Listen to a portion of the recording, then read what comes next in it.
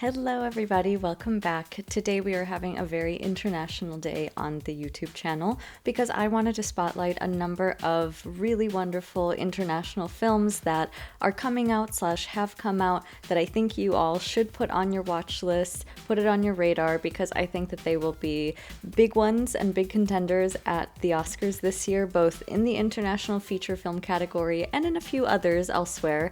So let's dive into it. I just recently watched The Secret Agent, Brazil's pick for the Oscars, and I had a wonderful time with this film. Wagner Moura really captivated me. This is a very slow-paced film. It takes a while to build up. It takes a moment for you to fully understand all of the different moving pieces of this film because he is somebody who is on the run. He is seeking refuge with a number of other political refugees, and we get to see pieces of his past as a professor, some guy that he had a very bad relationship with, and then a few other characters here and there. So once you get the full picture, I feel like this film really sizzles. But yeah, I cannot say enough about Wagner's performance. He is cool, calm, collected in the face of a lot of crazy things coming after him, bad people trying to put a stop to him, but he is just kind of living life as is, and I really like the suave nature that he portrayed his character with. This film is set in the 1970s, and that atmosphere comes through so brilliantly, not only just in the clothing and the setting and really just the look of the cinematography. Everything had like a transportive quality about it, and even just the way that people were portraying themselves, it felt very real. I think a lot of times in some current films that want to go back to 80s, 70s, and beyond, I feel like people still are acting and talking as they would if it was the present day, and it kind of ruins the illusion for me. This one, it was wonderful. There are some moments here or there that are kind of take it or leave it with me. There is this one storyline involving a human leg that is interesting. It does have ways to kind of tie back into the story, but I don't know, for the most part, I think I was okay without it, and especially the animated part involving this leg too. I can see some people being a little disappointed with the ending. It is a bit abrupt, especially when it comes to Armando's storyline, but I think it sends us in a very interesting new direction, and some people might not be that into it. I still was quite captivated and fascinated by it, so I did not mind it whatsoever. The Secret Agent gets a 4 out of 5 for me. I think it's a contender for the international feature category. Best actor, could get into best picture. We will see. Another film that I think is going to be very, very big is It Was Just an Accident by Jafar Panahi. This one won the Palme d'Or at Cannes earlier this year, and when you see the film, I feel like almost instantly you are like, ah, yes, this is why this film won the Palme.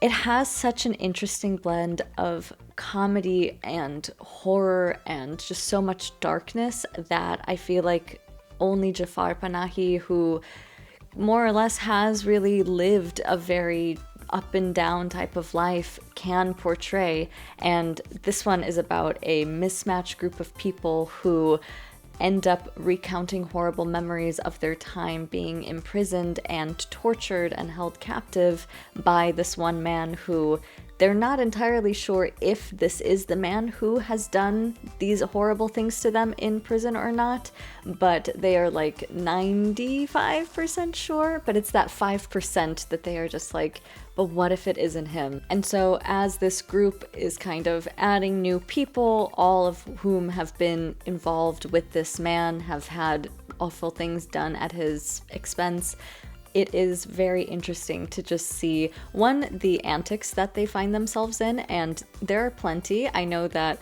how I'm explaining this film sounds like it is very heavy, and it for sure is. However, there are also a lot of comedic moments and just things where you're like, how are they about to get out of this situation? I cannot watch this. But you have to keep watching it. That's the thing. This film also has quite possibly the most haunting ending of any film you will find this year. It is one that really lingers. It stays with you.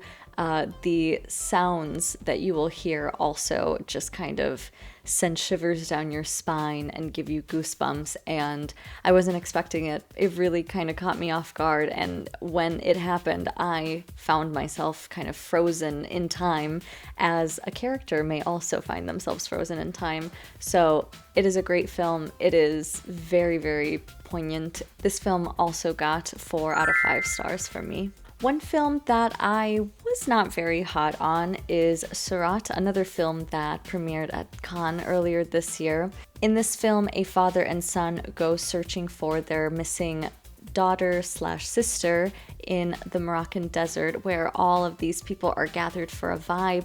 They have no idea what happened to her. It's been several months since she has come home, and they kind of have no other options but to go and meet her where she is probably at. So as the father and son are searching the grounds of this rave and they are unsuccessful in finding their missing relative, they find another group of ravers who tell them that there is yet another concert happening further down in the Moroccan desert. So they all hitch a ride together, a yet another mismatched group, a la It Was Just an Accident. And they go on quite an adventure, and who's to say that the group as it started is going to be the group that ends this film with. I will say the cinematography in this film is pretty beautiful. There are these grand landscapes of the desert that are very captivating to see. You can feel the sand almost like within your fingertips and all over you. You feel the heat and the breeze every time it's showcased. And also just to see this crazy landscape that this group has to traverse. They're going through like literally the edges and cliffs of mountainsides. They are going through dusty roads where there is literally nothing on any side of them. It's a very sensory experience, because if you were to think about yourself in this moment, you would probably be very freaked out because you're like, am I the only person on Earth right now? There are very shocking moments that happen in this film, including, as I alluded to, maybe not everyone who is on this trip at the beginning is with us at the end. I will admit, I gasped when these moments happen. I'm not going to necessarily spoil everything for you, but what I found really disappointing was that the film just kind of moves on very quickly from them. I felt certain scenes were clumsy when it came to this, and I don't even think that the characters themselves processed and could process any emotions, so it just felt kind of strange. I also can't say that I ever was that fully invested in this group and in these people. None of their storylines were like too gripping for me, so I think that also just kind of made those shocking moments, again, shocking, but also I just kind of didn't really care all too much. And then in the background of this film, we hear that World War III has essentially broken out, and sometimes we'll hear a radio broadcast, or we might see a convoy of troops passing by.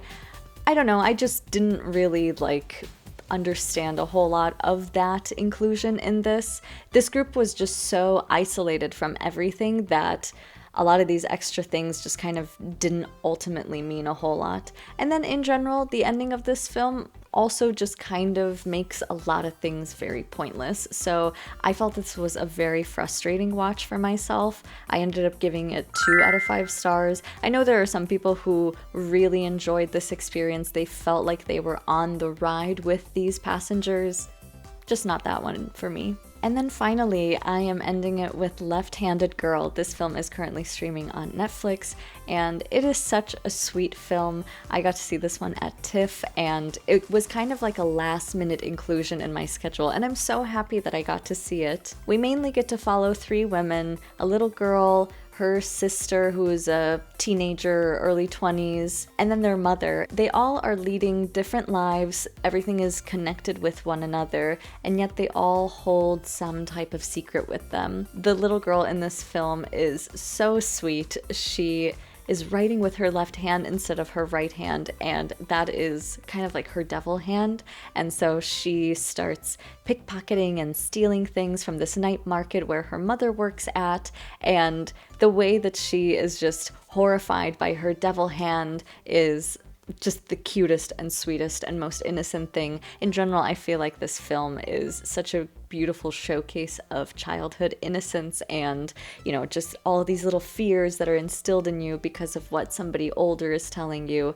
And in this case, it's her grandfather. This film was co-written by Sean Baker, and a lot of his touchstones, I think, are in this film and very much felt with it. Again, with, a little bit of like the Florida Project-esque with this little girl and her sister as they're kind of going through life. The sister has a lot of interesting ups and downs that we get to see in terms of her job and her relationships with people, her relationships with her mother. The mother has a very tough relationship with her mother and her family members. Where this film ultimately leads to is a big family gathering celebrating the grandmother, and the whole family is here, friends, everyone. It is a huge moment, and of course that is when shit hits the fan when it comes to these 3-4 generations of women, and I have to say, it totally caught me off guard. I gasped in the theater. I was so shook, but in the best way possible. And I feel like it just made this film even more special to me, and especially where we kind of see the aftermath for everybody. It is an absolute joy of a film. It is Taiwan's official pick for the Oscars. I'm so happy that they picked this one. It is wonderful. And this one also gets 4 out of 5 stars for me. I think it's a wonderful year for international films. There are still so many titles out there to see. I'll probably make another video such as this if you guys enjoyed this recap, but give those 4 a try. Let me know what you think about them, and we will chat next time.